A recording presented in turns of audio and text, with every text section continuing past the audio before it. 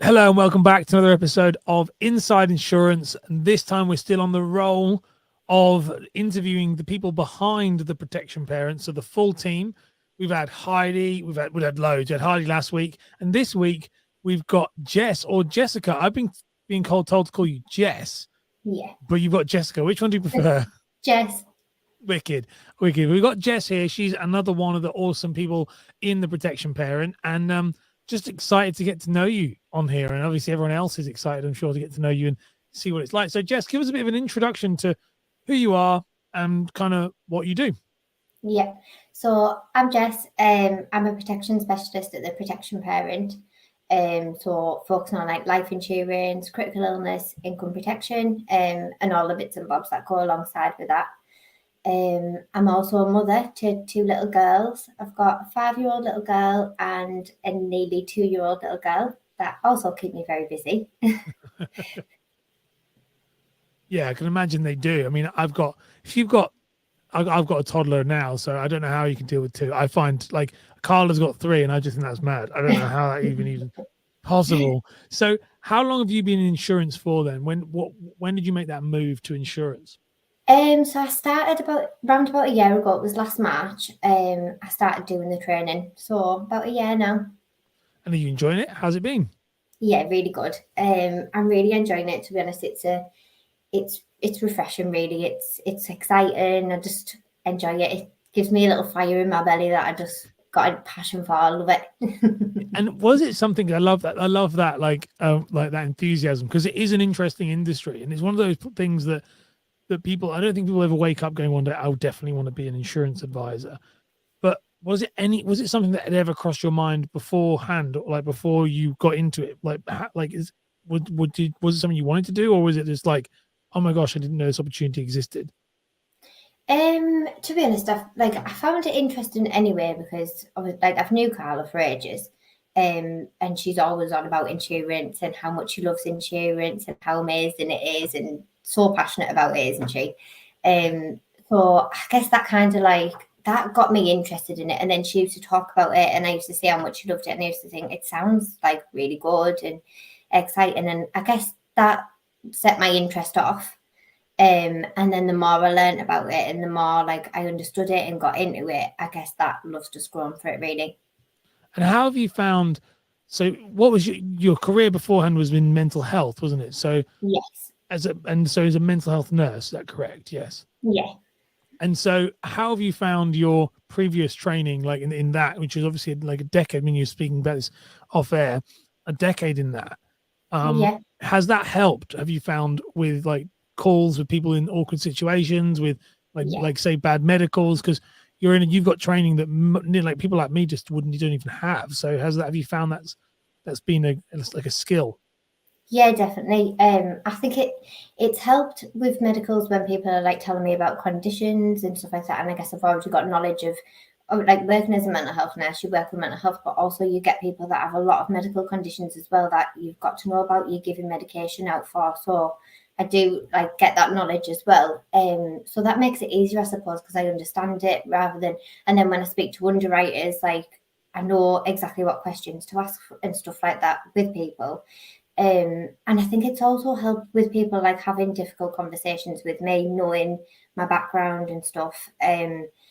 I guess my people skills, like being able to talk to people about difficult conversations. But then also, I have found like people who have got like mental health situations on the record, or if they've been involved with like secondary mental health services, have come to me Yeah. and said to me that they came to me because of my background and they found it easy to talk to me about it because I understand what they've went through and where they've been and what the services are without, I guess, like having to ask more and more questions. Because if they're telling me they've been to a service, okay, I know what that service means, I know what's on that record type of thing without like having to dig and dig Probe, and dig, yeah. I suppose. Yeah.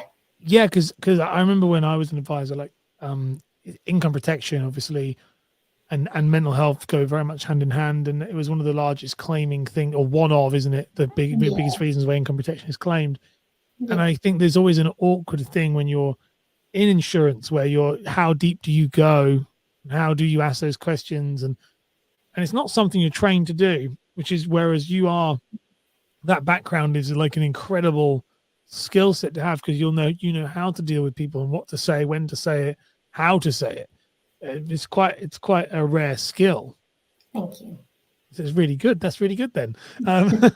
So how have you found the whole moving into, this was something quite interesting here, but moving into a sales role? That's something I'd be quite interested in hearing about because you've come from a more of a like a nursing background, so very much like helping people, but insurance is incredibly sales based. So how have you found that shift? To be honest, I don't find it like a sales. I still find it like a helping role. That's great. And I think that really helps because I don't see it as like this is a sale. I see it as I'm helping somebody get something that they already want to get. So they want cover, and I'm just helping them get the best cover that's out there for them. That's going to be the best for their needs. That if they have got a pre-existing condition, I'm going to make sure it's the one that gives them the best terms, gives them the best premiums. Like, so I find it still as a helping role. Do you know what? That was a trick. I'm going to say it's a trick question because that's the right answer. There is definitely a right answer. Like sales don't work if you go in at, especially with like insurance or anything really, but especially in health or anything like that. Like you can't sell someone on it. I don't think. I think you've got to just affect. I remember working for a wonderful advisor that said to me, "You've got to treat like a doctor. You've got to understand them and then to give them a diagnosis of like this is what you need."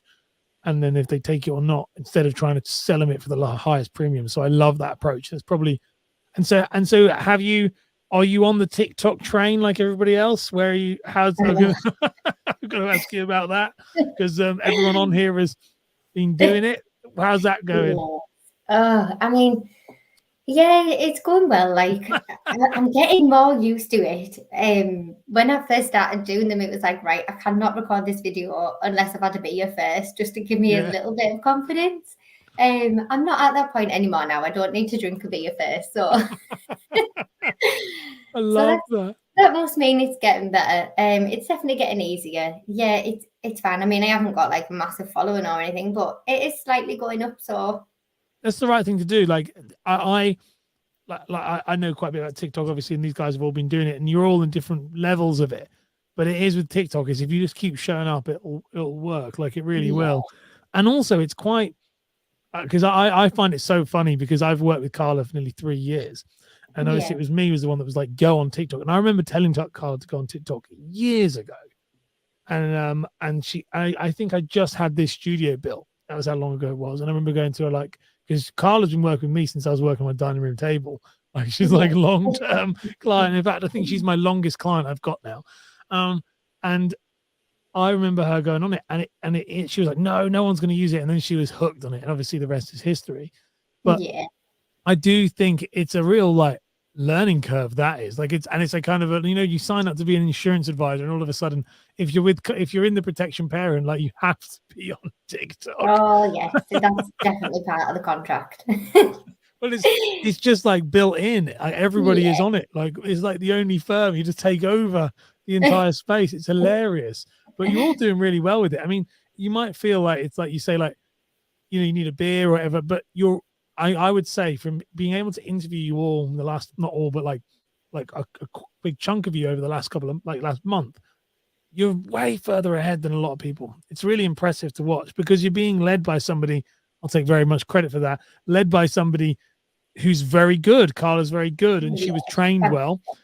She was trained well by me, and she's done well. So but I love that Carla's a great example with what you're doing with it. And this, I've been really proud watching it. Like I've been watching all you guys quietly. I do know you're on TikTok because I do know what people, because I talked to Carla about it, but I don't have any contact with the protection parent advisors.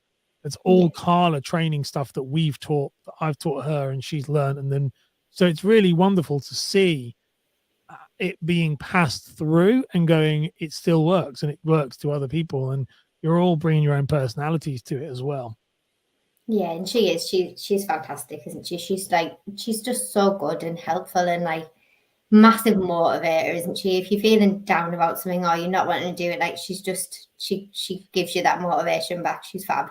Were you one of the people that had the one-to-ones where didn't do the TikToks because she set a target at December? She was saying, I've had a few people talk about that. So I set a target and she said, and Some of them didn't do it, some of them did. I was like, well, did you do the target? No. I don't think Heidi It was didn't to either. post every day for 30 days, but Don't even no. go there. I have posted every day for 7 years.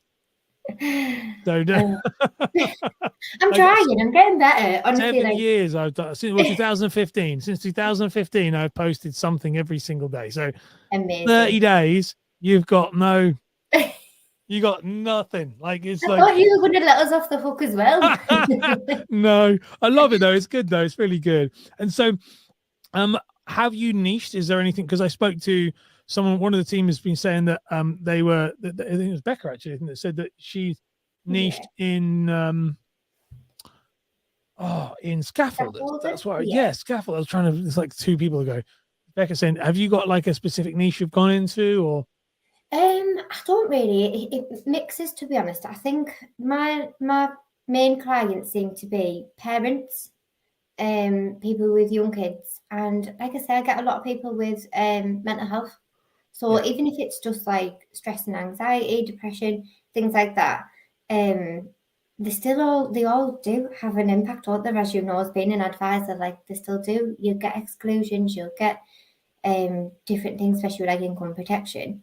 So I've had a lot of people come through who've got like stuff like that on the with a GP record and stuff. And like I said, they'll come to me because they'll know my background and they'll say to me, like, I know you work as a mental health nurse, and then we'll end up talking about the mental health as well and getting a little bit of advice on that side. Well, that makes sense though. So I would imagine that would be a niche because it was like Heidi last week. Obviously, it was is pretty clear it's people with cancer, and so and I think that's what's quite wonderful. I've noticed through all of you is that you all are very niche, even though you're not niche. You're niche in your expertise, and you're all very in the protection parent. You're all very like, I'm trying to remember what the word would be. It's like very experienced in other things. So you're all very much an expert in something else. You've either got life experience in it or you've got like qualifications in it. But which is what makes you all different. I think it's quite interesting. It's quite a unique bunch of people. Yeah. How have you found working in that team? I was going to say, I think that's where we all help each other as well. Like, it's so good having a team that have got like different backgrounds in different things, because we can all help each other with different questions and like different learning things. So when people have got like conditions on there, like I've been able to say to them, all right, make sure you check this, or like ask for this, because I've knew what comes with that condition and like different medications and treatments and stuff like that, or what it's meant. And the same with like the mental health stuff. So like I've done a lot of research into the providers on what they'll do with like what their exclusions are and things, and like especially with like attempted suicides and what they'll rate them and things like that. So if someone's got any questions like that, I can help them. And then with like the income protection, like Becca's done a lot of income protection, so like Becca really helps out with that, and obviously Carla helps out with all of it. Yeah. And then with like Hive and ones with like cancer and stuff, Heidi's been fantastic for helping with that. So I think it just works well. We just all really help each other out, and it's fab. There's such a fantastic team. It's just that unique thing. I was just thinking when you're saying that, like it's just thinking about your experience and like so the research. So and I'm sure it's the same with all of them. That's what's quite exciting is when you read those things on the what the policies do and do not cover, you have a first hand. You actually understand what they mean. That's the difference. Yeah, You know what I mean? And I'm the and I research was thinking, person.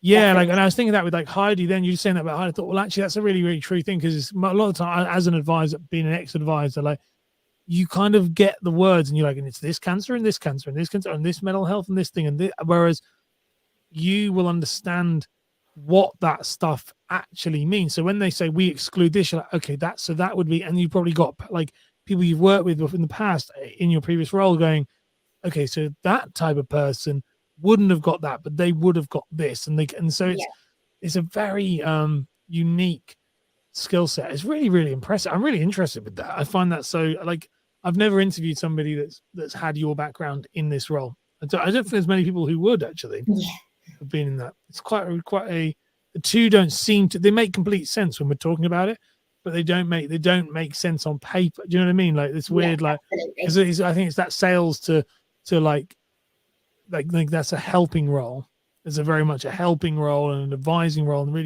really like coaching people through things. And then you've got the insurance, the stigma of insurance is sales and financial services, but I think the two together, it's a really amazing combination. Thank you. Really like it. Is there any other parting words you want to say, Jess, before we wrap up the show? Anything you want to tell anybody? No. No, you're all good. Yeah, I'm all good. Not too nervous. Thank you so much for having me. It's been a real pleasure. Poor old Jess thought that we were live as soon as we came on the show. She was like, she was really quiet, and I was trying to chat to her. She was like, oh, I thought we were live straight away. We've had a good 20-minute chat beforehand. Yeah, Awesome. Thank you so much. And